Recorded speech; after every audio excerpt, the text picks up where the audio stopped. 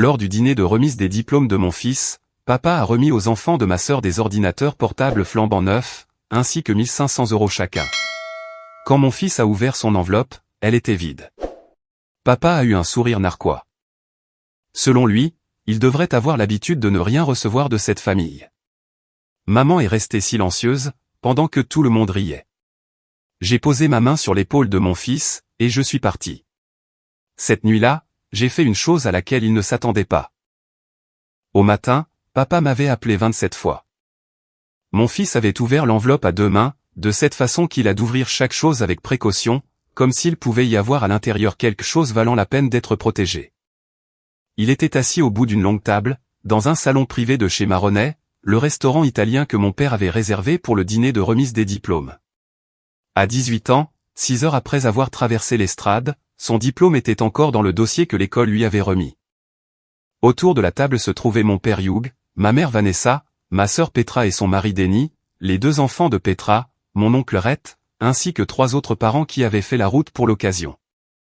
12 personnes, des nappes blanches, des graissins dans leurs étuis en papier, et mon fils Nat, tenant une enveloppe que mon père lui avait tendue avec un sourire en coin que je voyais se former depuis les apéritifs. 30 secondes plus tôt, les enfants de Petra avaient ouvert leurs cadeaux, des ordinateurs portables flambant neufs, encore dans leur boîte d'origine, avec des cartes glissées à l'intérieur contenant chacune 1500 €. La fille de Petra a brandi le sien, et la table a applaudi. Le fils de Petra a levé le poing en signe de victoire. Hugh s'est adossé à sa chaise, rayonnant, de la même manière qu'il rayonne lorsqu'il est perçu comme généreux, ce qui est d'ailleurs la seule version de la générosité qu'il comprenne. Puis, il s'est tourné vers Nat et lui a tendu l'enveloppe. « Tiens, bonhomme. » Nat l'a ouverte, a tiré le rabat, a regardé à l'intérieur, puis l'a retourné au-dessus de sa paume. Raclement de gorge. Rien n'en est tombé. L'enveloppe était vide. Pas de carte, pas de chèque, pas de billets pliés, juste du papier blanc et de l'air. Nat m'a regardé. Pas Hugh, mais moi. Son regard était fixe, mais sa mâchoire était crispée, et ses mains s'étaient immobilisées. C'est ce qu'elles font toujours lorsqu'il assimile quelque chose qui le blesse, et qu'il ne veut pas que quiconque le voie. Il a posé l'enveloppe sur la table, à côté de son verre d'eau, et a mis ses mains sur ses genoux. Hugh a observé cela, et puis, il a souri. Pas un sourire chaleureux. C'était le genre de sourire qu'arbore un homme lorsqu'il a longuement préparé une cruauté, et qu'il veut la voir atteindre sa cible. Il a regardé autour de la table, a trouvé les regards qu'il cherchait, et a prononcé les mots qu'il retenait depuis le début de la soirée. Il devrait avoir l'habitude de ne rien recevoir de cette famille. Regardez-le. Son père rampe dans les murs pour gagner sa vie, et il n'a même pas été capable de garder une femme. Qu'est-ce que nous célébrons exactement ici? Un diplôme d'une école publique? Qui lui permet d'entrer dans une université d'État. Les enfants de Petra sont dans des programmes pour surdoués, eux, ils ont un avenir. Nat est un garçon assez gentil, mais ne prétendons pas qu'il ira bien loin. La pomme ne tombe jamais loin de l'arbre. Et l'arbre de Bram n'a jamais poussé bien haut. Il a dit cela devant 12 personnes. Il l'a dit alors que mon fils était assis à un peu plus d'1 mètre de lui, avec une enveloppe vide à côté de son verre d'eau, et les mains croisées sur les genoux, comme un garçon qui a appris, à 18 ans, que certaines pièces ne sont pas sûres. L'oncle Rhett a posé sa fourchette, et ne l'a plus reprise. Raclement de gorge. Sa main est restée à plat sur la table, et ses yeux se sont posés sur Hugh pour y rester, avec ce genre d'immobilité qui précède une grande décision. Vanessa a fixé son assiette, déplaçant un morceau de poulet d'un côté à l'autre sans le manger. Petra a souri brièvement, le sourire réflexe de quelqu'un qui sait qu'il est en train de gagner mais qui ne veut pas être surpris en train d'en profiter, avant de pincer les lèvres. Elle a touché la boîte de l'ordinateur de sa fille et a dit, « Papa, c'est beaucoup trop généreux. Tu n'aurais vraiment pas dû. » Elle a dit cela en regardant Hugh, pas moi. Et le mot « généreux » a atterri sur la table, comme une pièce de monnaie jetée devant quelqu'un qui n'a rien. Denny étudiait son téléphone, de la même manière qu'il le fait à chaque fois que Hugh parle, c'est-à-dire tout le temps. 2 des cousins ont bougé sur leur siège. L'une d'eux, la fille de Petra, a regardé Nat avant de détourner les yeux, et je n'ai pas su dire si c'était de la gêne ou quelque chose de pire. Le serveur, qui s'était approché pour remplir les verres d'eau, s'est arrêté à 1 mètre de la table et a discrètement fait demi-tour. Personne n'a parlé. Personne n'a dit à Hugh d'arrêter. Personne ne s'est penché au-dessus de la table pour dire « ça suffit ». Ce silence n'était pas un état de choc, c'était de l'approbation. Une pièce remplie de gens qui avaient toujours laissé Hugh dire ce qu'il voulait sur moi et sur mon fils, et dont pas un seul n'était prêt à payer le prix d'une simple phrase pour prendre la défense de Nat. J'ai regardé mon fils. Il ne pleurait pas. Il ne tremblait pas. Il était toujours parfaitement, terriblement immobile. C'est son attitude lorsqu'il décide que montrer ce qu'il ressent coûterait plus cher que de le cacher. Ses yeux étaient fixés sur l'enveloppe vide. Ses doigts en effleuraient légèrement le bord, comme pour en mesurer le poids. Je n'ai pas élevé la voix, et je ne me suis pas levé pour faire un discours. J'ai posé la main sur l'épaule de mon fils, j'ai senti la tension qui y était enfermée, comme un courant traversant un fil sans prise de terre, et j'ai dit « On y va, Nat ». Il s'est levé. J'ai ramassé l'enveloppe vide sur la table, et je l'ai mise dans la poche de ma veste. Nous avons traversé la salle à manger, dépassé le poste de l'hôtesse pour rejoindre le parking, et j'ai ramené mon fils à la maison en silence. À mi-chemin, sans me regarder, il a dit « Je savais qu'elle serait vide, papa ». J'ai gardé les yeux sur la route et j'ai répondu « Ce ne sera pas la dernière enveloppe que tu ouvriras. La prochaine viendra de moi ». Si vous avez déjà regardé votre enfant rester assis en silence pendant que quelqu'un lui disait qu'il n'était rien, et que vous avez dû décider à ce moment précis quel genre de père vous alliez être, voici le karma en action. Vous êtes exactement là où vous devez être. Je m'appelle Bram Calder. J'ai 40 ans et je suis propriétaire de Calder Electric LLC, une entreprise d'installations électriques commerciales et résidentielles agréée, basée à Milwaukee, dans le Wisconsin. 4 employés, 3 camions, et une liste de clients qui nous permet d'être complets 6 mois à l'avance. L'année dernière, nous avons dégagé 340 000 € de revenus bruts. Je suis maître électricien. Je demande des permis, je pose des conduits, je câble des tableaux électriques, et je passe les inspections. Mes mains sont couvertes de cicatrices, après des années à travailler dans des espaces restreints avec du cuivre tranchant. Et quand mon père dit que je rampe dans les murs pour gagner ma vie, il décrit exactement les mêmes compétences qui ont rendu sa propriété locative habitable, et son revenu de retraite possible. Mais j'y reviendrai. Nat est mon fils. Il a 18 ans. Il est calme, de la même façon que les gens intelligents sont calmes. Le genre d'enfant qui écoute tout, et qui dit ce qui compte au moment où cela compte. Il dessine. Il construit des modèles de circuits à partir de tutoriels YouTube. Il a été accepté à l'université du Wisconsin à Milwaukee en génie électrique, une candidature qu'il a faite tout seul. Il a rédigé sa lettre de motivation lui-même, et ne m'en a parlé qu'une fois la lettre d'acceptation reçue. Sa mère est partie quand il avait 6 ans. Pas de dispute, pas d'avertissement, juste un mot sur le comptoir, et une voiture qui n'était plus dans l'allée quand je suis rentré d'un chantier. Nat et moi avons reconstruit notre vie, de la même manière que je reconstruis un tableau électrique, un circuit à la fois, étiqueté et testé, sans rien laisser au hasard. Voici ce que mon père ne mentionne pas lors des dîners mondains. Voici ce que Vanessa omet d'inclure lorsqu'elle raconte à quel point la famille se porte bien. En 2020, j'ai refait l'électricité du duplex locatif de mon père. Le bâtiment est une propriété de 2 logements sur l'avenue Clément, que Hugh a acheté en 2015 pour 110 000 €. Quand il l'a acheté, le câblage électrique était en tissu et daté des années 1950. Pas de mise à la terre, pas de protection différentielle, et un tableau tellement surchargé que la compagnie d'assurance menaçait d'annuler la couverture. Le bâtiment était impossible à louer. L'inspecteur de la ville l'avait d'ailleurs signalé à 2 reprises. Hugh m'a demandé d'y jeter un œil, de la même manière qu'il me demandait toujours d'y jeter un œil. Ce qui signifiait, en réalité, faire tout le travail et ne pas envoyer de facture. J'ai passé 14 mois de week-end à retirer de vieux câbles, à faire passer du nouveau fil Romex à travers les murs et les plafonds, et à installer 2 nouveaux tableaux de 200 ampères. J'ai ajouté des protections différentielles partout, et j'ai câblé les 2 cuisines ainsi que les 2 salles de bain pour les mettre aux normes actuelles. Mon équipe est venue m'aider lors de 3 samedis. Le reste, je l'ai fait seul, dans des vides sanitaires et sur des solives de grenier, avec de la poussière d'isolation dans les poumons et des coupures de cuivre sur les mains. Les matériaux ont coûté 18 000 €, pris sur mon propre budget de fourniture. La main-d'œuvre, si je l'avais facturée à mon tarif commercial de 65 € de l'heure, aurait coûté 54 000 €. La valeur totale du travail s'élevait donc à 72 000 €. J'ai les permis. J'ai les approbations d'inspection. J'ai les photos de chaque tableau, de chaque boîte de dérivation, de chaque prise sécurisée, toutes horodatées et stockées sur le serveur de mon entreprise. Je n'ai envoyé aucune facture. Hugh n'a jamais proposé de payer. Il n'a même jamais demandé combien cela avait coûté.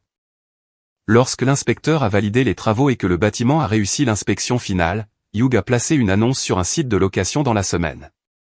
Il a commencé à percevoir 1 600 € par mois pour chaque unité. Soit 3 200 € par mois de revenus locatifs, sur une propriété que j'avais rendue habitable de mes propres mains, avec mes propres câbles, et avec ma propre licence sur le permis. En 4 ans, ce duplex a généré 153 600 € de loyer. Hugh a encaissé chaque chèque. Je n'ai rien reçu. Pas un pourcentage, pas un dîner de remerciement, pas même une mention à Noël.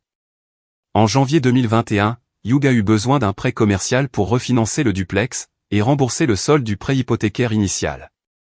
Sa cote de crédit était de 580, ce qui n'était pas suffisant pour obtenir le prêt. Il est venu à mon atelier un mardi matin, s'est assis sur la chaise client en face de mon bureau, et m'a dit que ma cosignature n'était qu'une formalité. Il a affirmé que les revenus locatifs couvriraient tout, et qu'il s'occuperait du reste. Je suis allé à la banque, je me suis assis à côté de mon père, et j'ai ajouté mon nom ainsi que ma cote de crédit de plus de 8 cents à un prêt de 185 000 €. Le prêt comportait une clause d'exigibilité anticipée standard, enfouie dans la section 14 de l'accord. Si le cosignataire se retire, la totalité du solde restant devient exigible dans les 30 jours. J'avais lu cette clause. Je l'avais comprise. À l'époque, je pensais que je n'en aurais jamais besoin. Le même mois, j'ai commencé à envoyer 1 650 € par mois à Hugh et Vanessa en tant que supplément hypothécaire. Vanessa m'avait appelé le 3 janvier pour m'expliquer que les taxes foncières et l'assurance du duplex avaient considérablement augmenté, et que les revenus locatifs ne couvraient pas le manque à gagner. Elle m'a donné le montant, et je ne l'ai pas vérifié. J'ai mis en place un virement automatique, qui a été effectué le premier de chaque mois pendant 36 mois consécutifs.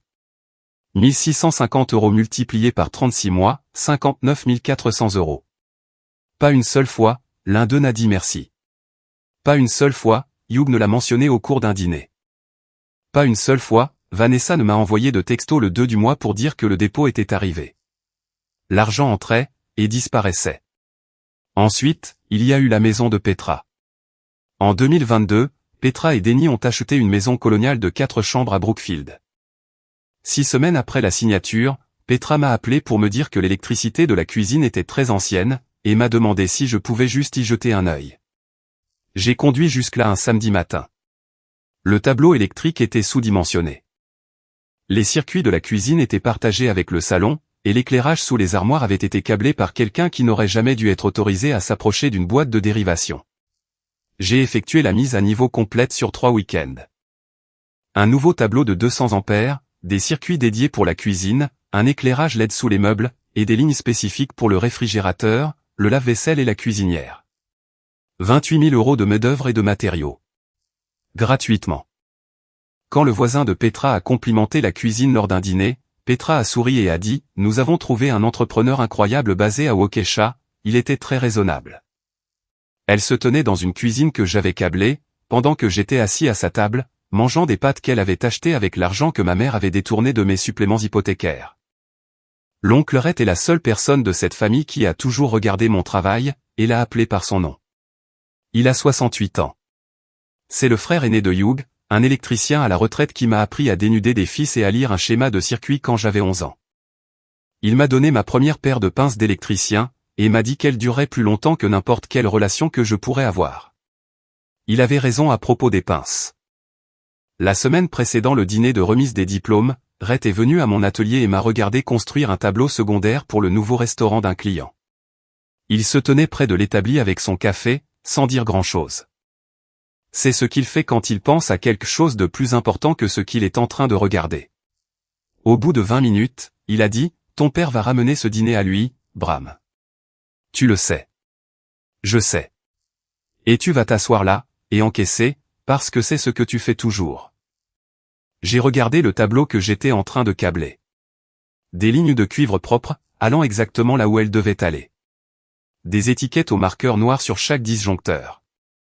J'avais passé toute ma vie à câbler les choses correctement, pour des gens qui ne regardaient jamais derrière le mur pour voir qui avait fait le travail. Je n'ai pas répondu arrête, mais quelque chose dans sa façon de dire, parce que c'est ce que tu fais toujours, s'est installé dans ma poitrine, comme un disjoncteur qui saute. Quelque chose est passé de allumé à éteint, et ne s'est jamais réenclenché. Cette nuit-là, après le restaurant, une fois que Nat fut parti dans sa chambre en fermant la porte doucement, comme il ferme chaque chose, je suis resté dans le couloir à écouter. Pas de pleurs, pas de musique, pas le moindre son, à l'exception du léger clic mécanique de sa lampe de bureau qui s'éteignait. Mon fils de 18 ans venait de s'entendre dire devant toute sa famille qu'il ne méritait pas d'être célébré, et sa seule réponse a été d'aller dans sa chambre et d'éteindre la lumière sans faire de bruit. Ce calme était pire que tout ce que Hugh avait pu dire à cette table. Je me suis assis à la table de la cuisine, et j'ai ouvert mon ordinateur portable. L'enveloppe vide était dans la poche de ma veste. Je l'ai sortie, et je l'ai posée sur la table, à côté de l'ordinateur. Elle était là, blanche, plate et sans poids, pendant que je commençais à extraire des chiffres. J'ai d'abord ouvert mes relevés bancaires, 3 ans de virement de 1650 € vers le compte joint de mes parents. J'ai ouvert un tableur et j'ai tout consigné. Ensuite, j'ai consulté les registres fonciers du comté pour le duplex. Le solde du prêt hypothécaire de Hugh, 161 000 € restant. Statut du prêt, actif. Co-signé par Bram Calder. J'avais porté le fardeau financier de cet homme sur ma cote de crédit pendant 3 ans et demi. Puis, j'ai trouvé ce à quoi je ne m'attendais pas, les relevés bancaires de Vanessa. J'avais accès au compte joint parce que j'étais répertorié comme utilisateur autorisé, ajouté en 2021 lorsque Vanessa avait dit qu'elle avait besoin d'aide pour gérer la comptabilité. Je n'avais jamais regardé de près. Maintenant, c'était chose faite. Les 1650 € que j'envoyais chaque mois étaient déposés le 1er. Dès le 5, un virement de 800 € partait vers un compte séparé, au seul nom de Vanessa. J'ai retracé les paiements sortant de ce compte. Il s'agissait de débits mensuels pour la Brookfield Academy, une école privée dans le code postal de Petra. 18 000 € par an de frais de scolarité pour les 2 enfants de Petra. Payés, en partie, avec l'argent que j'envoyais pour les suppléments hypothécaires. J'ai failli refermer l'ordinateur portable en voyant les virements pour l'école. Ce qui m'a arrêté, c'est l'enveloppe vide posée sur la table, juste à côté de mon coude. Mon père n'avait rien donné à mon fils lors de son propre dîner de remise des diplômes. Et l'argent qui aurait dû aller à la propriété que j'avais câblée, ainsi qu'au prêt que j'avais co-signé, était discrètement siphonné. Cela servait à financer l'éducation privée des enfants qui avaient reçu de nouveaux ordinateurs portables et 1500 € en liquide, pendant que mon fils était assis à 1,2 m, les mains sur les genoux. Les mêmes enfants dont la mère disait à ses voisins qu'un entrepreneur de Waukesha avait câblé sa cuisine. Les mêmes enfants dont le grand-père s'était levé à table pour dire que Nat n'irait nulle part de remarquable. 59 400 € de supplément. Au moins 28 000 de cette somme avait été détournée pour la scolarité des enfants de Petra sur 3 ans. 72 000 € de travaux électriques gratuits. 153 600 € de revenus locatifs que Hugh avait perçus sans me payer un seul euro. Et à la fin de tout cela, mon fils avait reçu une enveloppe vide, et un discours public expliquant que l'arbre de son père n'avait jamais poussé bien haut. J'ai failli conduire jusqu'à la maison de Hugh à minuit, avec les relevés bancaires étalés sur le siège passager. Ce qui m'a arrêté, c'est la carte de visite de Caldwell dans mon portefeuille, celle qu'il m'avait donnée en disant « Si vous avez un jour besoin d'agir vite pour poser un privilège, envoyez-moi un texto. N'appelez pas. » Caldwell est le genre d'avocat qui répond au texto à 23 h, parce qu'il comprend la différence entre un client en colère et un client qui a des preuves. J'avais des preuves. 4 années de preuves, organisées, datées, et justifiées par des numéros de permis. J'ai failli réveiller Nat pour lui dire ce que j'avais trouvé. Ce qui m'a arrêté, c'est le son de son silence à travers la porte de la chambre. Il dormait. Il n'avait pas besoin de savoir, ce soir-là, que sa grand-mère avait volé son père pour financer l'éducation de ses cousins, pendant que son grand-père lui remettait une enveloppe vide. Il le saurait un jour, mais pas ce soir. Ce soir, il avait le droit de dormir. J'ai pris mon téléphone, et j'ai envoyé un texto à Caldwell. Le message était simple, prêt à procéder. Retrait de cosignature. Privilège d'entrepreneur sur le duplex de Clément. Lettre de mise en demeure pour toutes les sommes dues. Ce soir. Caldwell a répondu en 4 minutes, envoi de l'avis de retrait à la banque immédiatement. Les documents pour le privilège seront déposés lundi. La mise en demeure partira en recommandé mardi. Êtes-vous sûr pour la cosignature? Cela déclenche la clause d'exigibilité anticipée. Je suis sûr. Une fois que la banque l'aura traité, votre père aura 30 jours pour payer 161 000 €, ou il sera en défaut de paiement. Il n'y a pas de retour en arrière possible. J'ai bien compris. À 23h14, la nuit du dîner de remise des diplômes de mon fils, j'ai fait la seule chose à laquelle ma famille ne s'attendait pas. Caldwell a envoyé l'avis de retrait de cosignature à la banque par email sécurisé, avec ma signature numérique jointe. Selon les termes de l'accord de prêt, à la section 14, le retrait du cosignataire déclenche la clause d'exigibilité anticipée. La totalité du solde restant de 161 000 € devient exigible dans les 30 jours. Le système de conformité automatisé de la banque allait traiter l'avis pendant la nuit, et signaler l'état du prêt dès l'ouverture des bureaux. Si cette histoire vous crispe la mâchoire, parce que vous savez ce que ça fait de financer la vie de quelqu'un d'autre et de recevoir une enveloppe vide en retour, restez ici. Voici le karma en action, et l'endroit où les chiffres sont enfin lus à haute voix. J'ai éteint mon téléphone, je l'ai rangé dans le tiroir de la cuisine, et je suis allé me coucher. La lumière de Nat filtrait encore sous sa porte. J'ai frappé un coup et j'ai dit, « Je suis fier de toi. » Il a répondu, « Je sais, papa. » Je me suis endormi en sachant que le circuit que j'avais câblé était sur le point de transporter un tout autre type de courant. À 6h11 le lendemain matin, un dimanche, j'ai rallumé mon téléphone. 27 appels en absence de Hugh Calder. Le premier est arrivé à 5h48. 3 appels entre 5h48 et 5h52. 4 autres entre 6h et 6h05. Puis un flux constant toutes les 10 à 15 minutes, pendant les 4 heures suivantes. 7 messages vocaux. J'ai écouté le premier. La voix de Hugh était tendue, et montait dans les aigus. Bram, qu'est-ce que tu as foutu? La banque dit que mon prêt fait l'objet d'une exigibilité anticipée. Rappelle-moi tout de suite. Je l'ai effacé et je n'ai pas écouté les autres. Je savais exactement ce qui s'était passé, car j'avais construit le circuit moi-même. Le système de conformité de la banque avait traité l'avis de Caldwell vers 5h30 du matin. Lorsque Hugh avait ouvert son application bancaire sur son téléphone, comme il le fait chaque matin avant de prendre son café, la page du compte avait changé. Là où il était autrefois indiqué, statut du prêt, actif, cosigné, on pouvait désormais lire, retrait du cosignataire traité. Exigibilité anticipée du prêt initié. Solde total de 161 000 € exigible dans les 30 jours. Veuillez contacter votre institution financière immédiatement.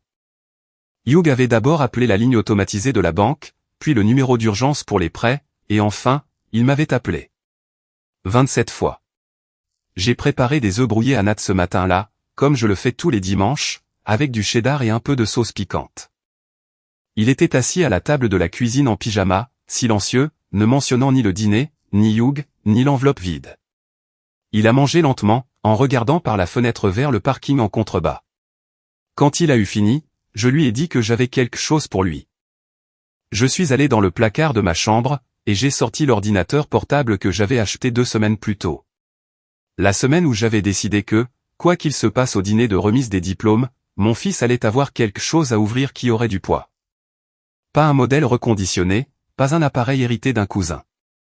Une machine neuve, encore dans sa boîte d'origine, avec une carte glissée à l'intérieur que j'avais écrite de ma propre main, pour Nat Calder. De la part de papa. Pour tout ce que tu as mérité, et tout ce que tu vas construire.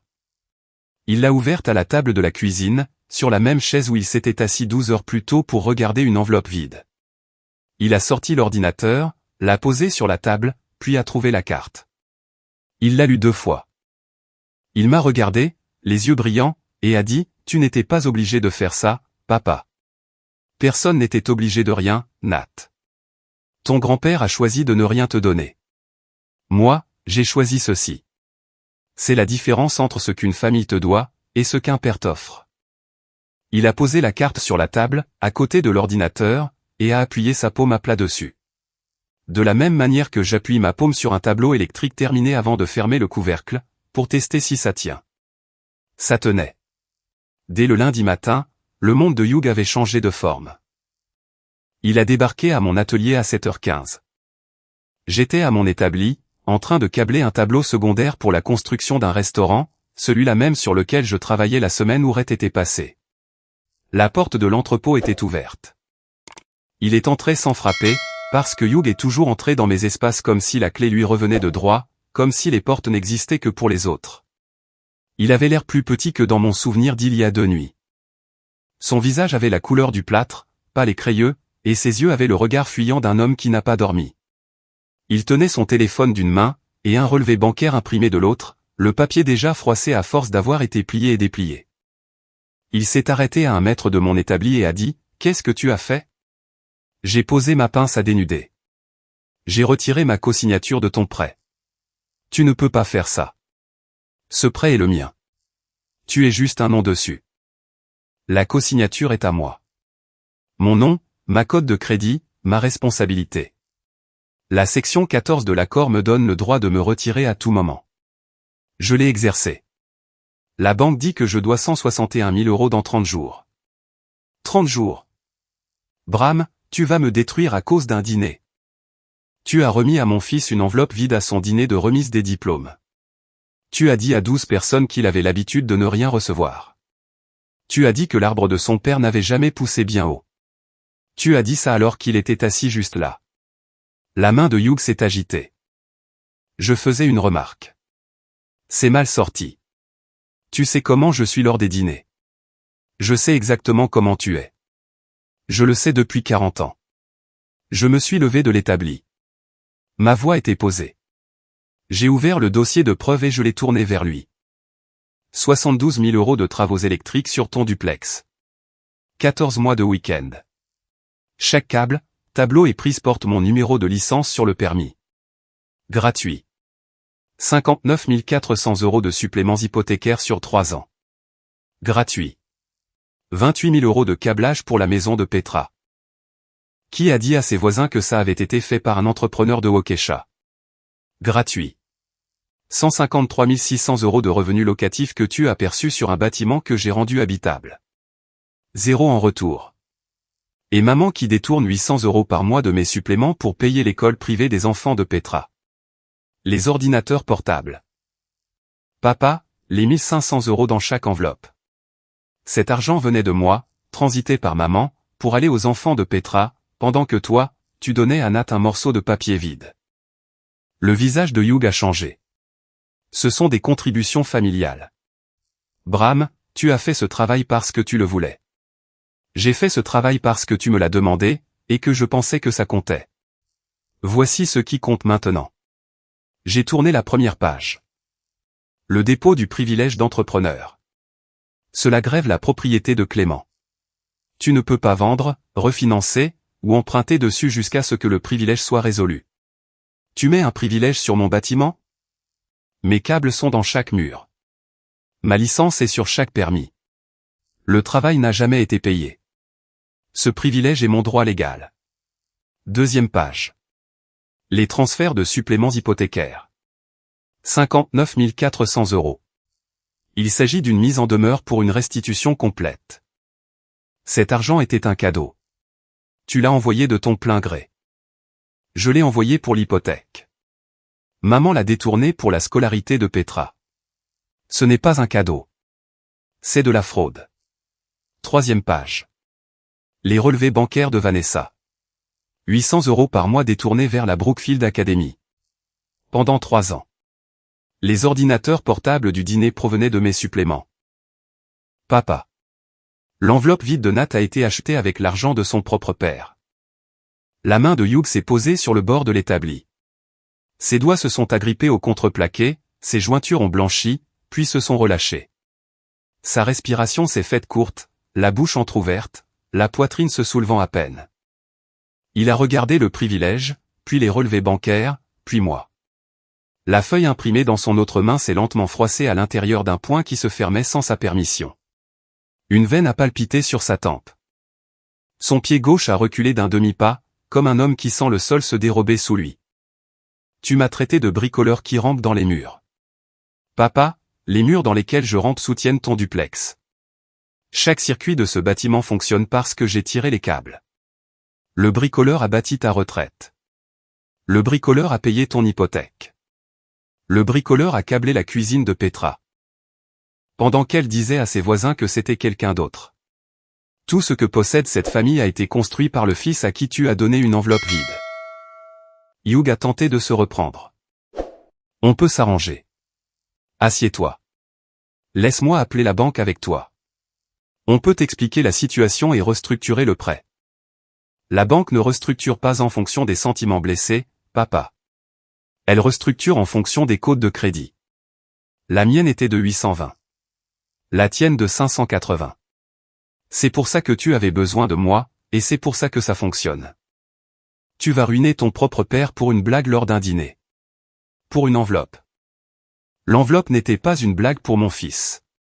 Il s'est assis là, devant 12 personnes, et a regardé ses cousins compter de l'argent pendant qu'il tenait un bout de papier vide. Tu as souri quand il l'a ouverte. Tu l'avais prévu. Tu voulais qu'il le ressente. Je voulais qu'il apprenne que le monde ne vous fait pas de cadeaux, Bram. Le monde ne lui a pas fait de cadeau avec ce rien, papa. C'est toi. Tu t'es levé à une table que je payais. Devant une famille que je finançais depuis des années. Et tu as choisi d'humilier un garçon de 18 ans à son propre dîner de remise des diplômes. Ce n'est pas une leçon. C'est de la cruauté avec un public. La bouche de Hugh s'est ouverte et fermée sans émettre le moindre son. Son menton est tombé. Je vais te rembourser. Une partie. Je peux faire 20 000 tout de suite. En liquide. Lève juste le privilège, et demande à Caldwell d'appeler la banque. Tu as eu 4 ans de revenus locatifs. 153 600 €. Tu as choisi de ne rien donner à mon fils. Vanessa a appelé pendant la confrontation. Son nom est apparu sur l'écran de mon téléphone, et je l'ai laissé sonner 4 fois avant qu'il ne passe sur la messagerie vocale. Elle a laissé un message que j'ai écouté plus tard. Bram, ton père ne va pas bien. Il n'a pas dormi. Ce stress va l'envoyer à l'hôpital. Je t'en prie, pense à ce que tu fais à cette famille. J'ai sauvegardé le message vocal dans le dossier de preuve. Il a rejoint le reste. Hugh a essayé une dernière fois. Sa voix avait baissé. 20 000, Bram. Ici, tout de suite. Il a porté la main à sa poche arrière, comme un homme qui cherche une arme non chargée.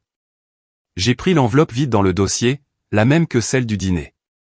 Blanche, de taille standard, avec le pli où Nat l'avait ouverte. Je l'ai posée sur l'établi, entre nous. Le vide était visible, même de là où se tenait Hugh. Juste un rectangle blanc, avec rien à l'intérieur. Cette enveloppe était vide. Le privilège est pour 72 000 €. Ton prêt arrive à échéance dans 30 jours. Appelle-moi quand tu auras trouvé un bricoleur qui couvre ça. Hugh a fixé l'enveloppe. Sa main a avancé vers elle, puis a reculé. De la même façon que l'on s'écarte de quelque chose qui porte une charge électrique. Il est resté là pendant 10 secondes sans parler. Je l'ai dit avant qu'il ne puisse se détourner. C'est le dernier euro, le dernier câble, le dernier dîner du dimanche. C'est la dernière fois que mon fils s'assoit à une table dans cette famille, et ne reçoit rien. Mon numéro reste le même. Ma réponse ne changera pas. Nous en avons terminé. Hugh a pris l'imprimé bancaire sur l'établi, l'a mis dans sa veste, et est sorti de l'atelier sans refermer la porte derrière lui. Le bruit de ses pas sur le béton s'est fondu dans celui de la portière d'une voiture qui s'ouvre, d'un moteur qui démarre, et du gravier qui crisse alors que la berline reculait. La porte de l'entrepôt est restée ouverte. L'air du matin s'est engouffré, transportant l'odeur de l'herbe coupée et de l'asphalte du parking d'à côté.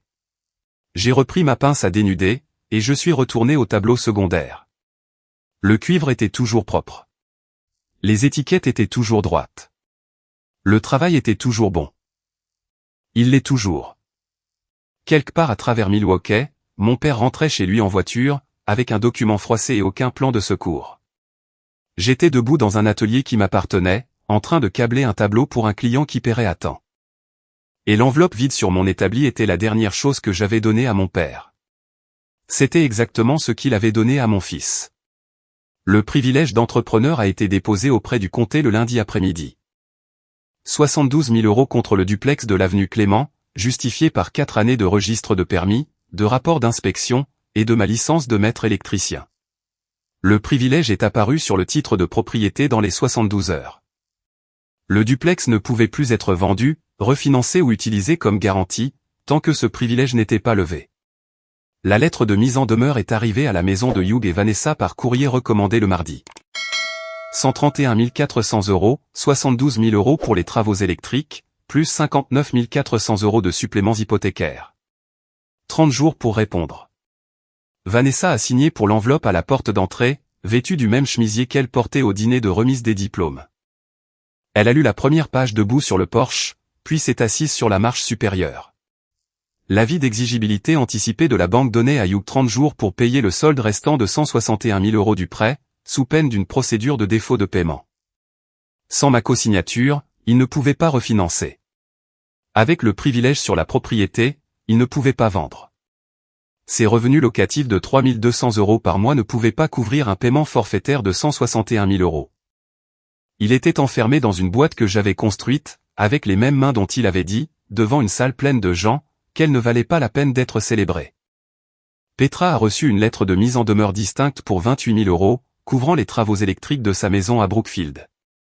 La lettre comprenait des photos de chaque circuit que j'avais installé, des copies des permis que j'avais demandés sous ma licence, ainsi qu'une note de Caldwell. Cette dernière précisait qu'un privilège d'entrepreneur serait déposé sur la propriété de Brookfield dans les 14 jours, si aucune réponse n'était reçue. Denny a lu la lettre à son bureau, avant même que Petra ne la voie.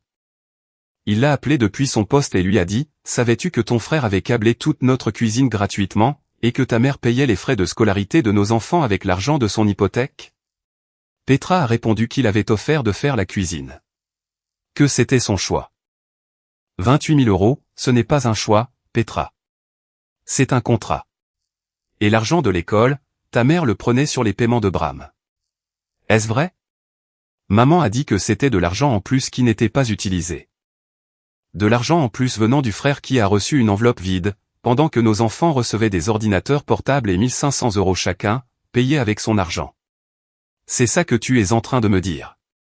Petra n'a pas répondu. Denny m'a appelé ce soir-là, depuis sa voiture sur un parking. Sa voix était prudente et posée. Il a demandé le dossier complet. Je l'ai envoyé. 3 jours plus tard, Denny a emménagé dans la chambre d'amis de la maison de Brookfield. La Brookfield Academy a reçu un appel de Denny demandant de transférer la facturation des frais de scolarité sur son propre compte. Il n'a plus adressé la parole à Vanessa depuis. L'église où Vanessa gérait le budget du groupe d'études bibliques pour femmes a eu vent d'une version de l'histoire, par l'un des voisins présents au barbecue de Rhett. L'information a voyagé comme elle le fait toujours dans les petites congrégations, de la voisine à la coordinatrice de la chaîne de prière, puis à la femme du pasteur. Le mercredi suivant, le pasteur a demandé à Vanessa de se retirer de la surveillance financière de tous les comptes de l'église, jusqu'à ce que la situation familiale soit résolue. Vanessa a accepté silencieusement. Elle n'a jamais repris ce rôle. 2 femmes du groupe d'études ont changé d'heure de réunion. Le trésorier de l'église, qui avait confié le budget à Vanessa pendant 7 ans, a demandé un audit complet du compte de l'étude biblique. L'audit n'a révélé aucune irrégularité, mais le simple fait qu'il ait été demandé a suffi pour faire comprendre à Vanessa tout ce qu'elle devait savoir sur sa position. Les locataires des 2 unités du duplex ont reçu un avis du comté, les informant que la propriété faisait l'objet d'un privilège d'entrepreneur actif, et que le statut d'assurance du propriétaire était en cours de révision en attendant la résolution de ce privilège. Les locataires du rez-de-chaussée, un jeune couple qui était là depuis 2021, ont donné leur préavis de 30 jours la même semaine. Le locataire de l'étage, un employé des postes à la retraite nommé Gentry, qui avait toujours payé à temps et ne s'était jamais plaint, a appelé Hugh. Il lui a demandé directement si le bâtiment était sûr. Hugh n'a pas pu répondre à la question, car il ne comprenait pas assez bien les travaux électriques pour savoir ce qui était à risque et ce qui ne l'était pas. Gentry a déménagé fin juin. Les revenus locatifs de Hugh, qui s'élevaient à 3 200 € par mois, sont tombés à 0 en l'espace de 3 semaines. Le bâtiment est resté vide sur l'avenue Clément, avec 2 tableaux électriques flambant neufs que j'avais installés. Tous 2 fonctionnaient parfaitement, mais n'alimentaient plus que des pièces vides. Lors d'un barbecue le samedi chez Rhett, fin juin, l'oncle Rhett a fait quelque chose que je ne lui avais pas demandé, et que je n'aurais pas arrêté si je l'avais su. Il s'est levé de sa chaise de jardin avec une copie imprimée de l'historique des revenus locatifs du duplex, le même document que je lui avais donné quand il avait demandé à voir les chiffres. Il n'a pas annoncé ce qu'il allait faire. Il s'est simplement levé, a déplié le papier, et a lu les chiffres à haute voix devant les 12 personnes présentes dans l'arrière-cour. 4 ans de perception de loyer, 153 600 €, le tout sur un bâtiment qui était impossible à câbler jusqu'à ce que son neveu passe 14 mois dans les vides sanitaires et les greniers pour le rendre habitable. Il a énuméré les montants, 1006 cents par unité, 3002 cents par mois, 38 cents par an. Il a lu le total 2 fois, lentement, de la même manière qu'un comptable lit un chiffre dont quelqu'un espérait qu'il ne serait jamais prononcé à haute voix. Puis, il a plié le papier, l'a mis dans la poche de sa chemise, et s'est rassis. Personne à ce barbecue n'a parlé pendant 10 bonnes secondes. Hugh se tenait près du grill avec une spatule à la main. La spatule a cessé de bouger. Vanessa, dans une chaise de jardin à 2 mètres de là, a pressé sa paume à plat contre son genou et a fixé l'herbe entre ses chaussures. 2 des voisins de Hugh, des hommes qui faisaient des barbecues à ses côtés depuis des années et qui croyaient qu'il était un propriétaire autodidacte ayant rénové le bâtiment lui-même, se sont regardés, puis ont regardé Hugh avec des expressions qui avaient définitivement changé. Le fils aîné de Petra, qui avait 13 ans et était assez grand pour comprendre l'argent, a regardé sa mère et a demandé « Est-ce que l'oncle Bram a vraiment fait tout ce travail gratuitement ?» Petra lui a dit d'aller jouer. Il est resté sur sa chaise. Rhett m'a raconté ce qu'il a vu lorsqu'il est passé chez Hugh et Vanessa un jeudi soir, début juillet. Hugh se tenait dans l'unité du rez-de-chaussée du duplex de l'avenue Clément. Celle que j'avais câblée en premier. Celle avec le tableau de 200 ampères que j'avais construit de toutes pièces un samedi matin, pendant que Hugh regardait un match de football chez lui. L'unité était sombre. Les locataires étaient partis. Le tableau de disjoncteur que j'avais installé était visible dans le couloir, le couvercle ouvert, chaque circuit étiqueté de mon écriture. Un avis de privilège était scotché sur la porte d'entrée, là où l'huissier l'avait laissé. Hugh se tenait au milieu du salon vide, son téléphone à la main, mon numéro affiché sur l'écran, le bouton d'appel allumé mais intouché. Vanessa était à la table de la cuisine, dans la maison familiale d'à côté, une calculatrice posée près de la lettre de mise en demeure. Le chiffre sur l'écran n'avait pas changé depuis le matin où elle avait fait l'addition pour la première fois. Hugh était assis dans un bâtiment que j'avais câblé, entouré du travail que j'avais accompli. Il tenait un téléphone qui ne le connecterait jamais au fil à qui il avait dit qu'il n'était rien. Ses revenus locatifs avaient disparu. Son prêt faisait l'objet d'une procédure d'exigibilité anticipée. Sa propriété était grevée d'un privilège. Et chaque mur de ce duplex contenait du cuivre que j'avais tiré de mes propres mains, fonctionnant parfaitement, transportant le courant vers des luminaires qui éclairaient des pièces vides. 3 semaines plus tard, un dimanche matin de juillet, Nat était assis à la table de la cuisine dans notre appartement, avec l'ordinateur portable que je lui avais acheté. Il travaillait sur sa propre liste de préparation pour la rentrée universitaire. Il avait ouvert un tableur avec des colonnes codées par couleur. Il avait un onglet pour les manuels scolaires, un onglet pour les fournitures du dortoir, et un onglet intitulé « Budget » où il suivait chaque euro que je lui avais donné pour le semestre d'automne. Il avait calculé le coût des repas, de la blanchisserie et des cartes de bus, au centime près. Il avait une colonne distincte pour « Les choses que je peux gagner moi-même », avec des entrées pour des cours de soutien et une demande d'emploi étudiant. C'est bien le fils de son père. Il construit les choses avec soin, étiquette tout, et ne laisse aucun raccordement desserré. Sur le mur derrière lui, j'avais accroché 3 objets dans de simples cadres noirs que j'avais achetés dans une quincaillerie et assemblés moi-même. À gauche, son diplôme d'études secondaires. Celui de la cérémonie où il a traversé l'estrade, 6 heures avant que son grand-père ne dise à une salle pleine de gens qu'il ne ferait jamais rien de remarquable. À droite, le certificat d'apprentissage qu'il a obtenu à 15 ans. L'été où il a passé son temps à mon atelier pour apprendre à lire des schémas de circuit et à dénuder des fils, exactement comme Rhett me l'avait appris. Il l'avait obtenu sans qu'on le lui demande, et ne l'avait jamais enlevé du mur de sa chambre jusqu'à ce que je lui demande si je pouvais l'encadrer correctement. Au centre, entre le diplôme et le certificat, une vitrine encadrée contenant l'enveloppe vide. Blanche. De taille standard. Le pli où Nat l'avait ouverte était toujours visible. Rien à l'intérieur. Elle était accrochée au mur de la même manière qu'une étiquette de disjoncteur est accrochée sur un tableau électrique, comme une information sur ce qui s'est passé, et sur ce que le système peut supporter. C'était la preuve que quelque chose avait été pris, et la preuve que le garçon à qui cela avait été pris ne s'était pas laissé définir par cela. Rhett était venu à l'appartement la semaine précédente. Non pas pour livrer un quelconque message de Hugh, mais pour apporter à Nat un cadeau de sa part, un chèque de 5 000 €, glissé dans une carte qui disait « Pour ta première année ». De la part de l'autre électricien de la famille. Construis quelque chose de bien. Nat a lu la carte 2 fois et l'a rangée dans le tiroir de son bureau, à côté du dossier de préparation à la rentrée. Il n'a pas pleuré. Il a dit « Dis à l'onclerette que je le ferai ». J'étais au comptoir en train de préparer du café. Mon téléphone était en mode silencieux, sur l'étagère au-dessus de l'évier. 2 appels en absence de Vanessa depuis vendredi, tous 2 ignorés. La lumière du matin entrait par la fenêtre de la cuisine, et frappait le bord du cadre vitré. L'enveloppe vide a accroché la lumière de la même manière qu'elle avait accroché la lumière du restaurant, lors de la pire nuit de la vie de mon fils. Sauf que maintenant, elle était sur notre mur, dans notre maison. Elle était entourée de preuves que le garçon qui n'avait rien reçu, avait déjà construit plus que l'homme qui le lui avait donné. Nat a levé les yeux de son tableur. « Papa, tu pourras m'emmener à la journée d'intégration mardi ? » « Oui, bien sûr. »« Merci. » Il est retourné à ses colonnes. J'ai pris mon café et je suis resté debout dans la cuisine d'une vie que j'avais câblée de mes propres mains. Chaque circuit testé, chaque connexion étiquetée, chaque disjoncteur calibré pour la charge qu'il doit supporter. Mon fils construisait le tableau de son avenir, sur un ordinateur portable que j'avais acheté avec l'argent que j'avais gagné en rampant dans les murs. Et l'enveloppe vide sur le mur derrière lui, était la chose la plus honnête que quiconque dans ma famille ne nous ait jamais donnée. Elle disait la vérité. Elle disait, voici ce qu'il pense que tu vaux. Et tout ce qu'il y avait autour d'elle, le diplôme, le certificat, l'ordinateur portable, le tableur, le chèque de 5 000 € d'un homme qui m'avait appris que le travail à l'intérieur des murs compte plus que la peinture à l'extérieur, disait qu'ils avaient tort. Merci d'être resté avec moi aujourd'hui.